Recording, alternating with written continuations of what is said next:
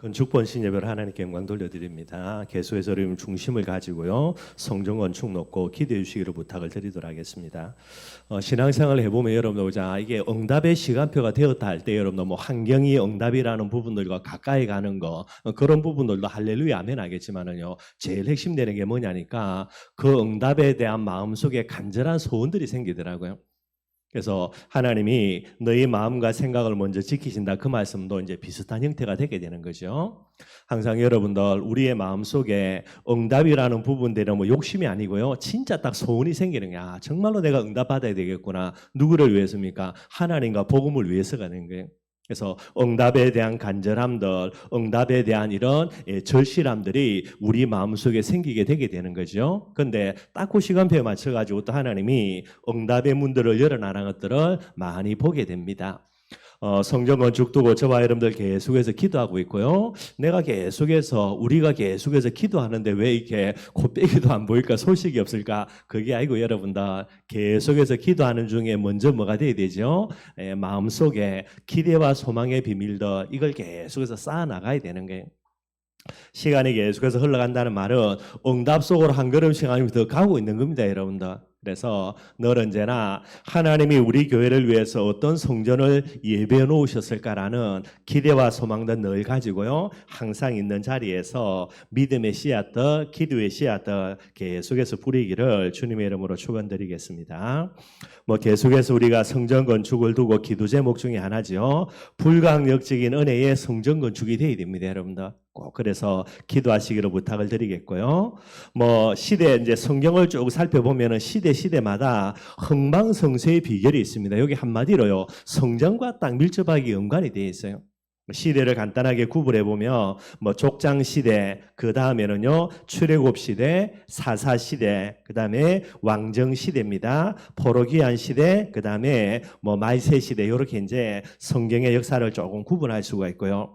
이 시대마다 흥망성쇠의 비결이 뭐냐? 족장 시대에는 여러분들 그 흥망성쇠의 비결이 제단입니다. 가인과 아벨의 그죠 성공과 실패인데 결국은 제단의 비밀이죠. 피가 있는 제사냐, 피가 없는 제사냐. 노아도 방주의 사명을 감당하는데 성경에 뭐라 그랬습니까? 노아가 여러분들 단을 쌓았다 분명히 나오고 있어요. 단을 쌓는 노아에게 하나님이 미래의 일을 알려주셨습니다. 홍수가 온다. 그러니 뭐 해야 되죠? 방주 지을 수밖에 없지요. 뿐만 아닙니다. 아브라함도요. 창세기 13장 18절에 마무리 상술의 숲을에서 늘 언제나 단을 쌓은 겁니다. 아브라함이 단을 쌓을 때마다 하나님의 축복과 응답의 문들이 열려지게 되는 거예요. 그리고 이 내용은요. 이삭도 마찬가지입니다. 단을 쌓았고요. 야곱도 마찬가지입니다. 단을 쌓았어요. 족장 시대의 성공과 실패의 핵심 비결은 결국 제단을 쌓느냐 안 쌓느냐 요것과 밀접한 부분들이 되게 되어 있고요. 출애굽 시대입니다. 이후부터 사사 시대까지의 핵심은 성막의 비밀이 되게 되는 거죠. 그래서 이스라엘 백성들 하나님이 출애굽시키십니다. 왜 출애굽하냐? 결국은 노예 생활하는 부분에서 출애굽을 시키는데요. 단의 비밀을 잃어버리니까 결국은 노예되고요.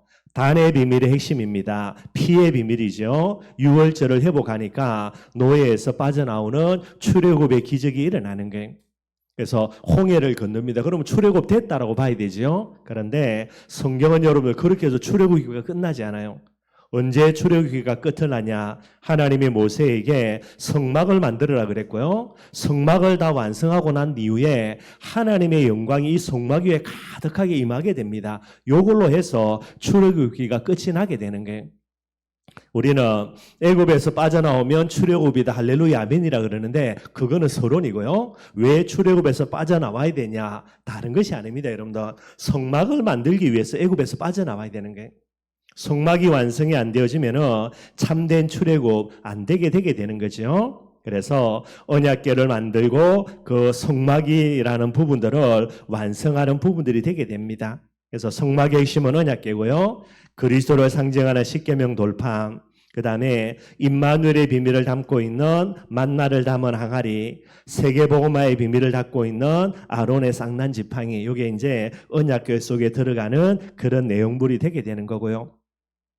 사사시대도 마찬가지입니다. 이 성막의 비밀을 통하여서 늘 언제나 제사의 비밀만 회복하면 되고요.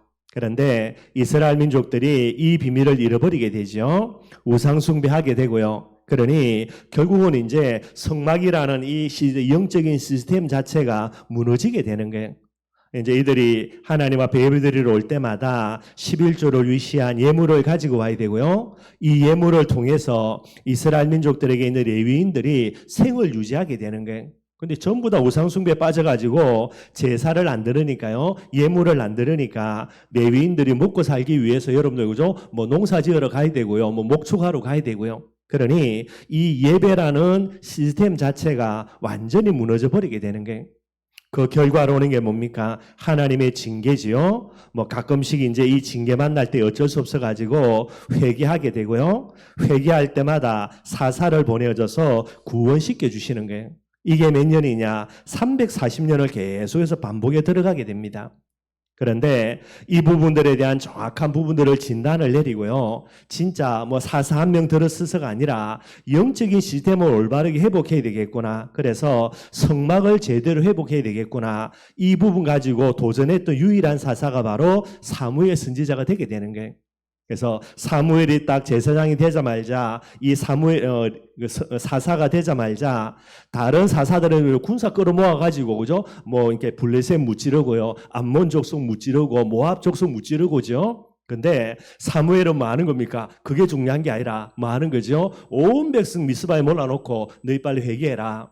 그래 놓고요, 올바른 제사입니다. 양 잡고 소 잡고 제사 다 지내게 되는 거예요. 예, 정확하게 사사시대의 문제점을 파악하고 여기에 도전한 사람이 누구냐? 그게 여러분들 사무엘 선지자입니다. 성막시대의 성공과 실패의 핵심 기준은요, 결국은 성막에서 어떤 제사를 드리냐, 이게 핵심 기준이 되게 되는 거예요. 그리고 그 다음에 이제 왕정시대입니다. 다윗을 통하여서 그의 아들 솔로몬에 의해서 성전이 건축되어지죠. 그래서 이 이후로부터 성전시대가 계속되게 되는 거예요. 그러면은 성막 대신에 왜 하나님이 성전을 갖다가 다윗에게 허락해 주셨는가? 성막은 움직이는 겁니다. 한마디로 텐트고요. 그런데 성전은 뭐냐? 다 현장에 지속되어지는 거예요. 이제 가나안 땅 들어왔습니다. 이 가나안 땅에 누가 오시죠? 앞으로 반드시 메시아가 오시는 거예요. 그래서 메시아 오실 때까지 뭐 하게 되냐? 이 가나안 땅의 역사는 흑암을 걷고 하나님의 나라를 계속해서 건설하는 이 영적인 준비를 해야 되는 거예요. 이 영적인 준비 속에 때가 차면 예수님이 그리스도로 이 세상에 반드시 오시게 되게 되는 거죠. 이 비밀을 가지고 다윗이 성전을 건축했는데 안타깝게도요, 후대들 중에 어떻게 되는 겁니까? 우상 숭배에 빠지고요. 성전에서 올바른 예배 드리는 이 비밀들을 잃어버린 게 이 이스라엘 백성들의 후대들이 되게 되는 겁니다. 다윗 이후에요. 그래서 나중에는 우상 숭배 때문에 나라가 갈려지게 되고요. 그래도 정신 못 차리니까 성전의 비밀, 예배의 비밀을 놓치고 우상 숭배에 빠지니까 북쪽 이스라엘은 아수르에 멸망당하고요. 약 100년 지나서 남쪽 유다는 바벨론에 의하여서 완전히 멸망받게 되는 거예요. 그런데 이 성전 시대에, 왕정 시대에 몇몇 사람들, 응답받는 사람이 있습니다. 그 사람들이요, 우상을 깨뜨리고 하나님께 올바른 예배드리자, 요 중심 가진 사람들이에요. 이런 사람을 통하여서 하나님의 축복과 응답들이 회복이 되게 되는 거죠. 그리고 이제 이 멸망받고 난 이후에 포로 시대고요. 그 다음에 포로에서 돌아오는 부분이 됩니다. 그걸 포로 귀환 시대라 그래요. 포로 귀환 시대에 성공과 실패의 핵심 되는 비밀이 뭐냐? 그게 성전 재건의 언약이 되는 거예요. 멸망받는 이스라엘 백성들에게 하나님이 이사야 그 다음에 예레미야를 통하여서 포로에서 돌아올 것이다라는 예언들을요, 말씀으로 전달해 주게 됩니다. 이 말씀대로 고레스라는 왕이 등장해서 칙령을 내려가지고요, 포로에서 귀환하는 명령을 내리는 거예요. 그래서 이 명령을 따라 성전 재건의 사명을 가지고 포로에서 귀환해 오는 사람들이 됩니다. 이 사람들이 진짜 응답받는 거예요. 근데 그 다음에 성경을 쭉 살펴보면 포로에서 귀환해 와가지고 성전을 재건하는데 어려움이 있으니까요, 성전 재건을 중단해 버리는 게. 그래서 하나님이 학개 선지자를 보내가지고 뭐라 말하냐? 너희들이 잘 먹고 잘 살려고 몸부림치는데 성전 건축을 안 하고 있는데 내가 너희들에게 축복 주겠냐? 너희들이 아무리 농사 지어놓은 본들, 그죠? 메뚜기 와가지고 다 썰어가 버리고요. 죽도록 그죠? 포도주 공사, 포도농사 지어놓은 본더 뭐 병충 애들 와가지고 여러 가지 한재 와가지고 다 썰어가 버리고 하나님이 하시는 이야기입니다. 성전 제거부터 먼저 해라. 너희들이 이것 때문에 포로기한한 게 아니냐? 성전 재건되어서도 거기서 올바른 예배드리면 모든 축복과 응답을 너희에게 회복시켜 주겠다. 여기 학계에서의 핵심 내는 거예요.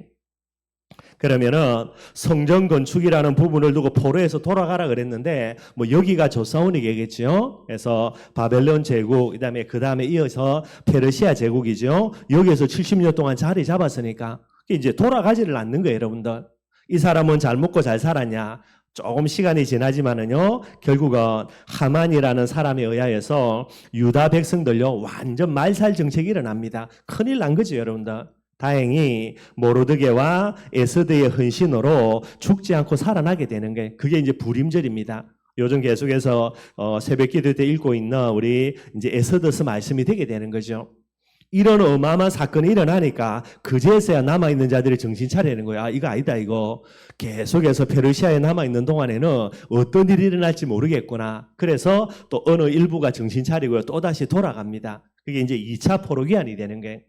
그 다음에 또 얼마 있지 않아가지고 느헤미야라는 사람이 중심을 가지고요. 이제 예루살렘 성벽을 재건하는 이런 부분들의 사명 가지고 포로에서 돌아오면서 또 일부를 데리고 옵니다. 그래서 1차, 2차, 3차 포로기한이 일어나게 되는 게 결국 여러분도 성전 재건의 언약을 비밀을 가진 사람은 반드시 성공하게 돼 있고요. 뭐 훌륭하다, 대단하다가 중요한 게 아닙니다. 이 언약 놓치는 사람들은 결국은 실패하게 되는 게 그렇게 해서 완공된 성전을 가리켜서 서룹바벨 성전이라 그렇게 이야기를 하게 되죠. 이 성전이 언제까지 지속됩니까? 예수님 오시는 그때까지 계속 지속이 되는 거예요. 이 서룹바벨 성전을 다시 증축하는 일을 했는데 그게 이제 헤롯이 됩니다. 그래서 헤롯 대성전이라 이야기해요.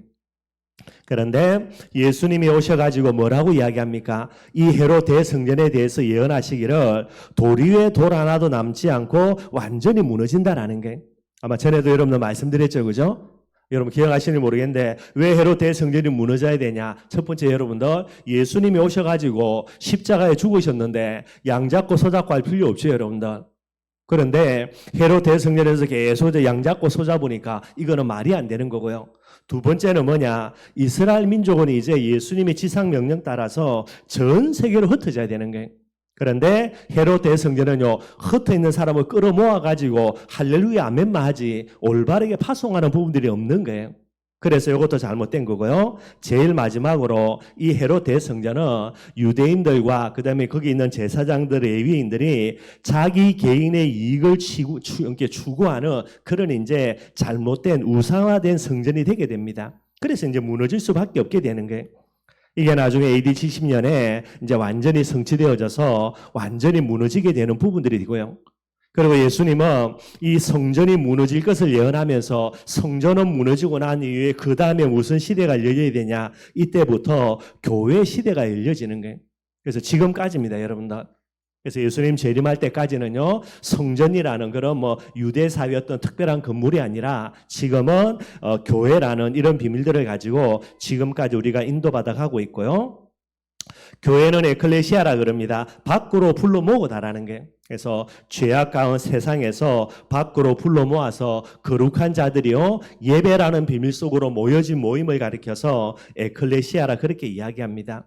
그래서 이 교회의 가장 중요한 본질은요, 예수 그리스도의 이름으로 성령 충만 받아서 하나님의 나라를 건설하는 것이 이 교회의 제일 되는 본질이 되게 되는 게 지금은 이제 이 비밀입니다, 여러분들. 그래서 예수님이 뭐라 말했냐?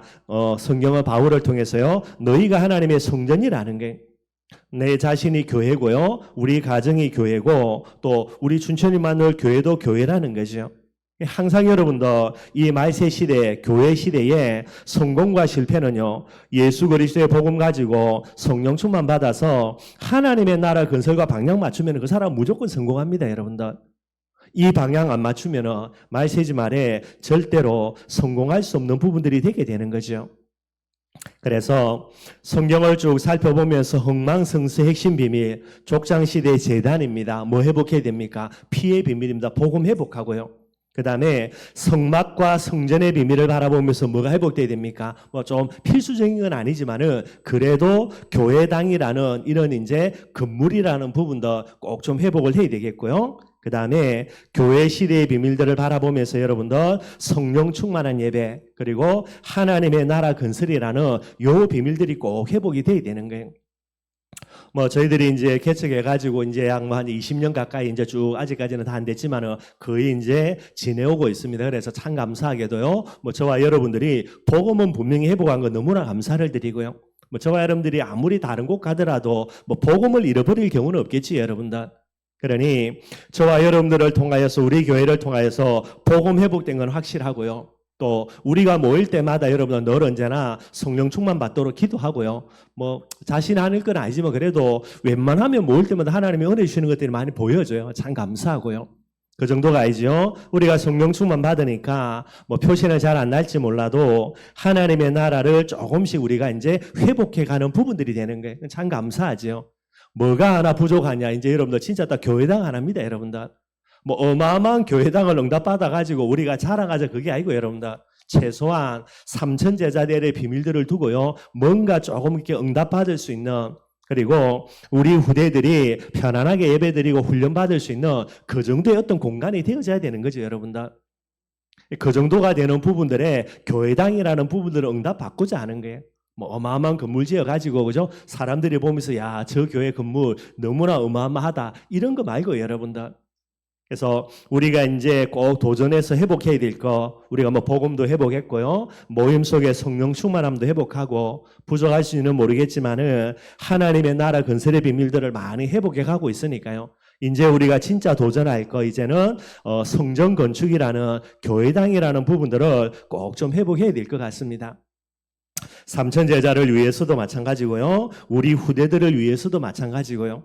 그래서 언젠가는 성전 건축해야 되겠지만은 저와 여러분들이 조금 힘들더라도 우리가 헌신해서 성전 건축해가지고 이 성전 건축을요 우리 사랑하는 후대들에게 영적인 유산으로 물려주는 거는 우리가 꼭 좀 해야 되지 않겠는가. 뭐 제 마음속에 있는 부분이고 아마 여러분들의 마음속에도 있는 부분일 거예요.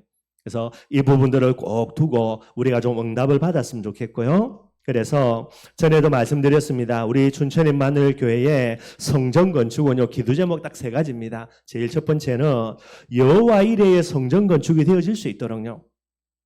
아무데나 그죠? 뭐 형편되는 대로 구애가 하면 되지요, 그죠? 근데 그게 아닙니다, 여러분들.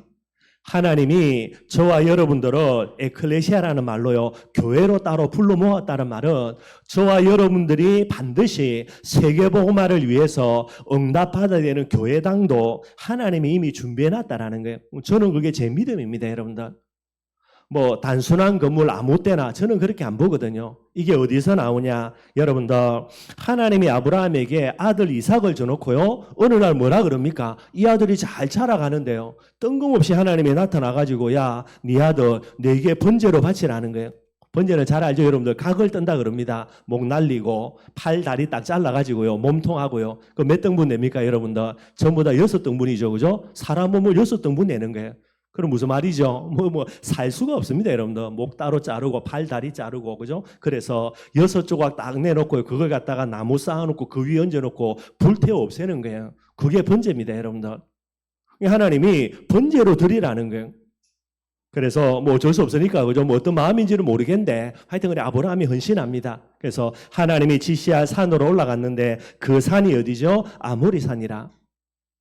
이거 이제 그 당시는 이제 아브라함 때는 모리아 산입니다. 이게 나중에 다윗 시대에 여러분들 이름이 바뀌어진 여기 이제 아모리 산이라는 게 여기에서 나중에 여러분들 다윗이 이제 성전 건축하는 부분들을 준비하고요. 그 다음에 여기에 솔로몬이 성전을 건축하게 되는 게 그러니까 솔로몬의 성전을 건축하는 예루살렘 성전을 두고 여러분들 1000몇백 년 전에 아브라함의 뭐를 받으시는 겁니까? 중심의 신앙 고백을 받으시는 게 이 배경 속에 성전이 여러분들 건축이 되게 되는 겁니다.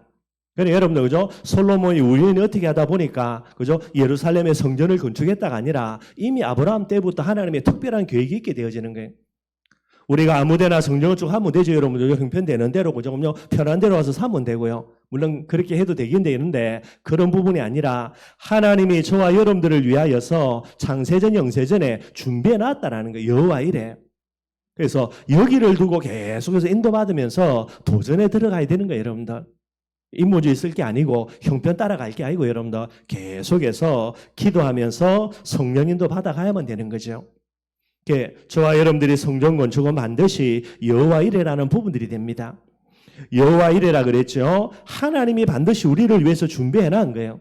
그러면 어떻게 됩니까? 하나님의 때에 하나님의 방법 가지고 하나님이 우리에게 응답을 주시는 거예요, 여러분들. 그래서 어떻게 성전을 죽여야 됩니까? 우리가 그죠? 막 빚내 가지고요, 그죠? 없는 것 짜내 가지고요, 돈 모아 가지고요. 그게 아니고 불가항력적인 하나님의 은혜로 성전 건축해야 되는 거예요.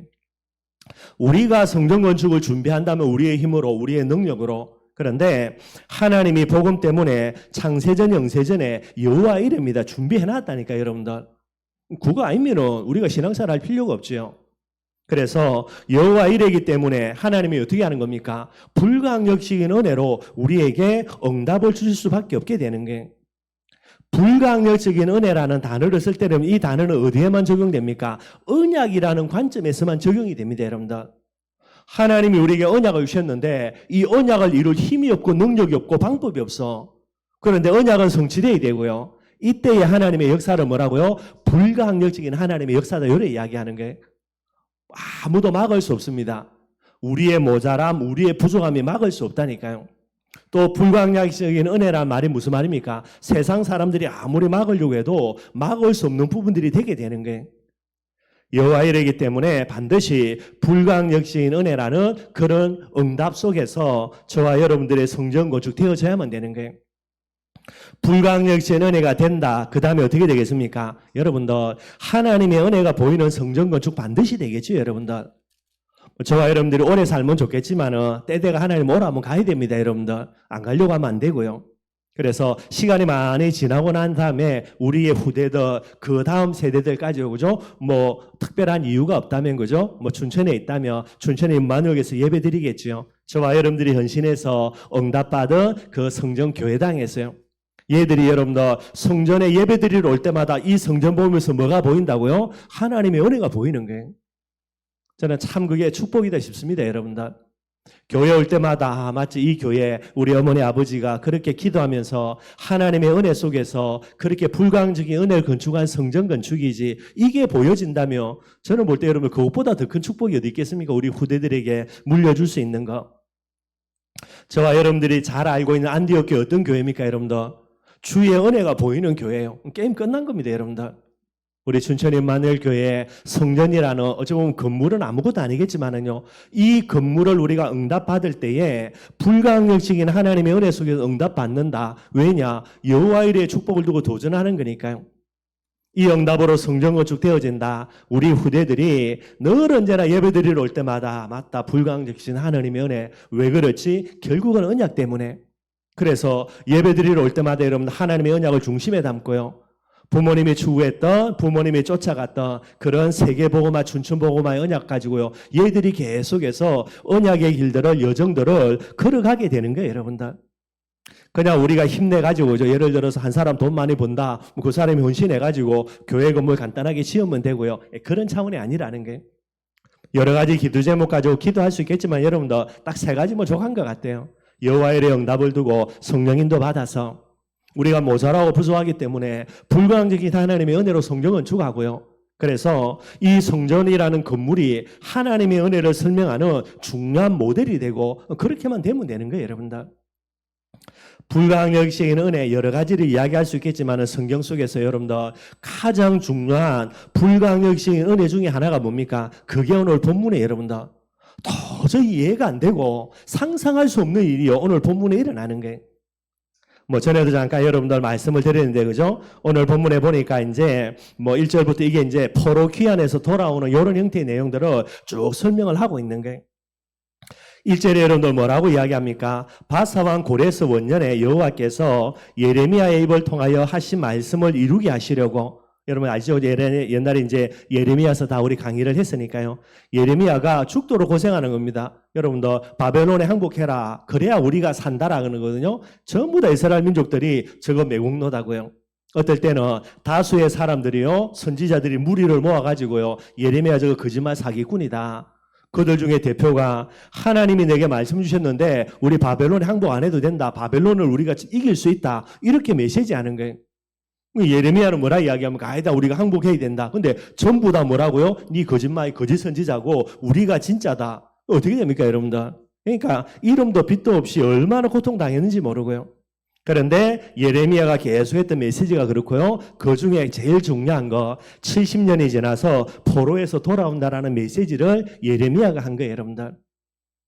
저와 여러분들이 어떤 사람이 되어야 되는가? 여러분들 시대를 두고요. 정확하게 성령 충만 받아서 미래라는 부분을 두고 우리가 하나님의 응답 받는 게 얼마나 중요한지 몰라요. 예레미야가 받은 응답 때문에 70년이 지나가지고 진짜 포로에서 돌아옵니다, 여러분들. 그래서 예레미야의 입을 통하여 하신 말씀을 이루게 하시려고 누구를 사용하죠? 바사왕 고레스의 마음을 감동시키심에, 고레스가 누굽니까, 여러분들? 잘 모릅니다. 하나님이 누군지도 모르고요. 완전 여러분 이방이에요, 이방 사람. 그런데 하나님이 누구의 마음을요? 고레스의 마음을 감동시키는 거예요. 그래가지고 고레스가 온 나라에 조서를 내립니다. 내용이 뭐지요? 2절입니다. 바사왕 고레스가 말한다. 그죠? 조서를 내립니다. 뭐라고요? 하늘의 하나님 여호와께서 세상 모든 나라를 내게 주셨고, 고레스는 여러분 진짜 이건 어마어마한 왕입니다, 여러분들. 이 사람이 여러분들 그죠? 아주 그렇게 조그마한 나라에서 진짜 나무꾼의 그래 가정에서 자기가 자라나는데 얘가 자기 스스로 이런 힘을 키우고요. 여러 가지를 해가지고 조그마한 바사라는 나라를 자기가 정복합니다. 조그마한 나라예요. 그러다가 이 나라를 정복하고요. 그 다음에 힘을 키워가지고 메데라는 나라까지 자기가 잡아먹어요. 그래서 메데바사 제국을 건설하고요. 이 메데바사 제국이 나중에 뭐도 잡아먹냐? 바벨론을 정복합니다. 그래 놓고 온 그 주위를 다 정복 다 해버려요, 여러분들. 그러니까 가장 어마어마한 대제국을 건설하는 사람이 그게 고레스입니다. 얼마나 대단한 사람인지 모르고, 여러분들. 근데 이 고레스가 뭐라 말합니까? 내 능력 가지고, 내 지혜 가지고, 내 용맹 가지고 내가 세계를 정복했다. 그래야 되잖아요. 그게 맞고, 하나님 모르는데 뭐. 세상을 다 정복해 놓고, 여러분들 그죠? 페르시아 제국입니다. 바사 제국의 이제 초대 왕이거든요. 페르시아 제국 다 완성해 놓고 뭐라 말하냐? 하나님 여호와께서 세상 모든 나라를 내게 주셨다라는 게 말이 안 되죠, 여러분들. 어느 날 뭐 전차에 바친 것도 아니고, 얘가 이렇게 이러면 함께 하나님의 감동을 받아가지고 조서를 딱 내리는 겁니다. 뭐 그건 그렇다 치고요, 그죠? 두 번째 뭐라고 이야기합니까? 나에게 명령하사, 하나님이 내게 명령했는데 뭐라고 명령했냐? 유다 예루살렘에 성전을 건축하라 하셨나니. 하나님이 내게 뭐라 명령을 내렸다고요? 예루살렘에 성전을 건축하라고 자기의 명령 내렸다라는 거예요. 하나님을 아느냐? 모르는 사람입니다, 여러분들. 그러면서 뭐라고 이야기합니까? 뭐 자기가 가서 성전을 건축할 수는 없으니까요. 3절입니다. 이스라엘의 하나님은 참신이다 라고 이야기하면서요. 너희 중에 그의 백성된 자는 유다 예루살렘 성으로 올라가서 이스라엘의 하나님 여호와의 성전을 건축하라는 거예요. 이런 조서를 내립니다, 여러분들. 무엇 때문에? 하나님의 말씀 성취 때문에. 그래서 성전 건축이라는 이 예레미야의 말씀을 성취하기 위하여서 고레스라는 한 왕을 등장시켜 가지고요, 바벨론을 무너뜨리는 겁니다. 세계 모든 나라를 정복 다 시켜버리는 거예요. 그래놓고 조서 딱 내려가지고 예루살렘 백성들 다 포로기 안에서 예루살렘 성전 건축하라는 거예요. 전적인 하나님의 은혜고요. 여러분들 정말로 불강력적인 하나님의 역사가 되게 되는 거예요. 더 기가 막힌 거 뭐라고요? 4절 보십시오, 여러분. 뭐라 말했습니까? 그 남아있는 백성이 이제 바벨론에 포로되어 있는 그런 사람들이죠. 이 사람들이 어느 곳에 머물러 살든지 그곳 사람들이, 이제 이 사람들이 포로에서 돌아가야 되니까 예루살렘으로 돌아가야 되니까요. 돌아갈 때에 이 사람들 주위에 살고 있는 그 땅, 그 지역의 사람들이 마땅히 은과 금과 그 밖의 물건 짐승으로 도와주고, 그 외에 예루살렘에 세울 하나님의 성전을 위하여 예물을 기쁘게 드릴지니라. 예를 들어서 내가 바벨론에 포로로 잡혀와 있는데 이제 내가 바벨론에서 이제 예루살렘으로 성전 재건하러 돌아가려고 하는 거예요. 그러면 내 주위에 그 동네에 살고 있는 많은 사람들이 뭐 한다고요? 자기 은을 주고 금을 주고 짐승까지 주고, 그것도 어떻게 줍니까, 여러분들? 기쁘게 드리라는 거예요. 짜증나게 주지 말고 열받게 주지 말고 기쁘게 주라는 거예요. 이게 말이 됩니까, 여러분들? 진짜 말도 안 되는 일들이 실제로 일어나는 겁니다, 여러분들. 이런 불강력적인 하나님의 역사를요, 하나님이 이렇게 나가는 거예요. 그래서 여러분들 5절에 보니까 뭐라 그랬습니까? 이에 유다와 베냐민 족장들, 제사장들, 레위 사람들과 그 다음에 뭐랬죠? 그 마음이 하나님께 감동을 받고요. 이래 되면 다 가야 안 됩니까, 여러분들? 그죠? 뭐 자기의 고향이고 자기의 나라니까. 그런데 다 가지가 않습니다. 누구만 가지요? 하나님께 마음이 감동된 사람들. 누가 감동이 되겠습니까? 포로에서 돌아오는 정도가 아니고요. 성전 재건에 여기에 마음과 중심을 가진 사람들이 어디로 올라갑니까? 예루살렘으로 돌아가는 거예요. 이 사람들이 다 올라가서 여호와의 성전을 건축하고자 하는 자가 다 일어나니 이 사람들이 결국은 이제 예루살렘으로 돌아가서 하나님의 축복 광답을 받게 되는 거고요. 근데 여러분들 그죠? 이렇게 왕이 조서를 내려도 뭐 사람들이 안 들어주면 끝일 텐데요. 뭐라고 합니까? 6절에요. 그 사면 사람들이 은거로 금과 물품들, 짐승과 보물로 돕고 그 외에도 예물을 뭐라고요? 기쁘게 드렸다라는 게 참 이해가 안 되죠, 여러분들. 바벨론에 페르시아 제국에 사는 사람들 하나님을 압니까? 하나님도 모를 텐데 뭐 고레스가 이런 조서 내린 것도 참 기가 막힌 거지만은요, 이 조서대로 기쁘게 예루살렘으로 돌아가는 사람에게 지돈 주는 거, 이게 일이 일어난다, 이게 말이 안 되는 건데 실제로 이런 일이 일어나는 거예요, 여러분들.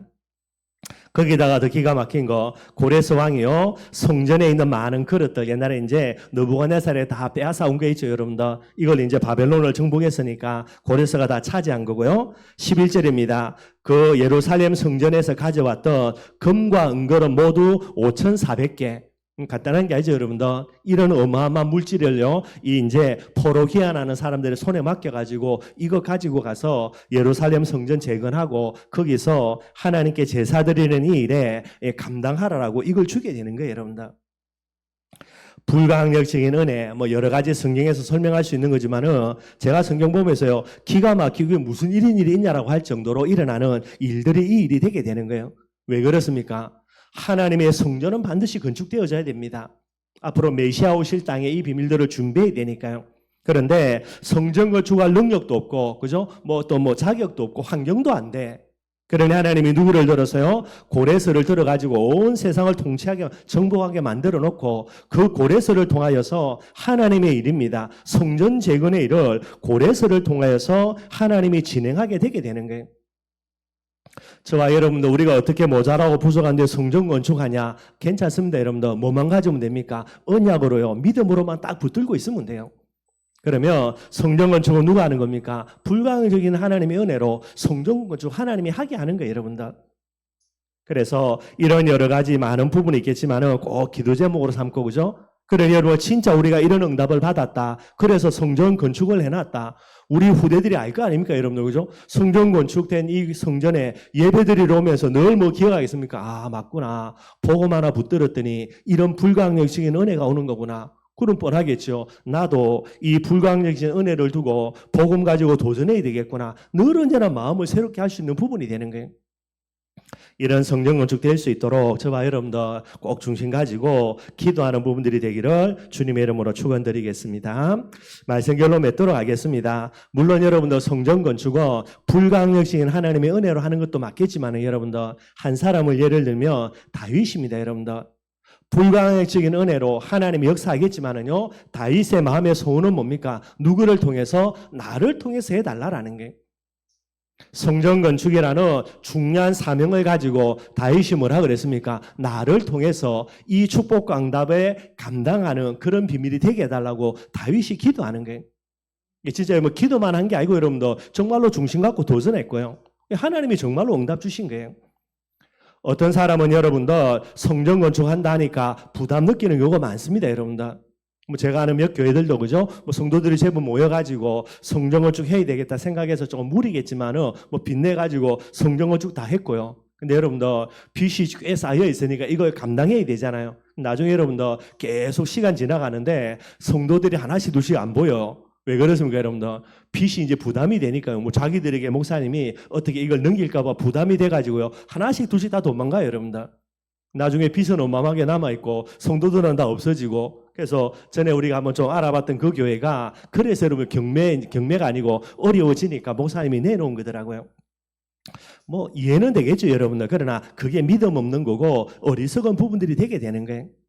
그렇다 우리가 빚내가지고 그죠? 어마어마한 건물 짓겠다 그 말 안 하고 여러분들. 여러분들의 중심에 뭐가 돼야 되냐? 성전 건축이라는 부분들을 두고 뭐 해야 되는 겁니까? 딱 중심 가지고요. 하나님께 기도로 도전해야 되는 거예요. 제가 늘 이야기합니다. 그렇다고 너무 기도 많이 해가지고요. 은행에 그죠? 아파트 저당 잡혀가지고 뭐 몇 억씩 근금하라. 그거는 말이 안 되고 여러분들. 중심 갖고 하나님께 딱 기도하시면 됩니다. 하나님, 내가 모자라고 부족하지만은 하나님이 혹시나 내게 응답 주셔서 이 성전 건축하는 이 일에 정말로 내가 부족하지만은 헌신하는 그런 축복 광답의 주인공이 되게 해달라고요. 그게 올바른 중심이에요. 믿음 없으면은요, 불신의 눈으로 바라보면 전부 다 핑계거리죠. 그러나 믿음의 눈을 뜨고 바라보면 뭐가 됩니까? 전부 다 축복 광답의 기회가 되게 되는 거예요. 그렇게 해서 다윗이 도전한 겁니다.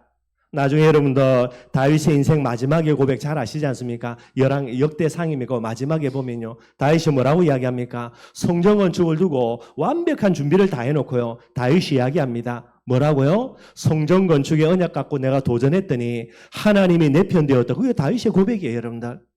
그러니 성전 건축이 부담이 아니라 다윗에게는요. 가장 큰 축복 강답의 제목이 되게 되는 거예요. 저와 여러분들 꼭 이 비밀을 가지고요. 성전 건축 하나님의 때에 하나님이 요아일의 축복 속에서 불가항력신 은혜로 반드시 하게 됩니다. 여러분들. 여기에 우리가 여러분들 중심을 가지고요. 이 응답에 그죠? 나를 통해서 되어지는 그런 도구로 하나님께 쓰임 받는 그런 저와 여러분들이 되기를 바랍니다. 항상 여러분들이 중심 갖고 기도해 주시고요. 기도 중심 가지고 기도 계속하면서 인도받으면 됩니다. 여러분들. 이 비밀들 꼭 마음에 담고요. 계속해서 우리가 기도하면서 성전 건축의 축복을 향해 나아갈 수 있는 저와 여러분들이 되기를 주님의 이름으로 축원드리겠습니다. 살아계시는 하나님 감사합니다.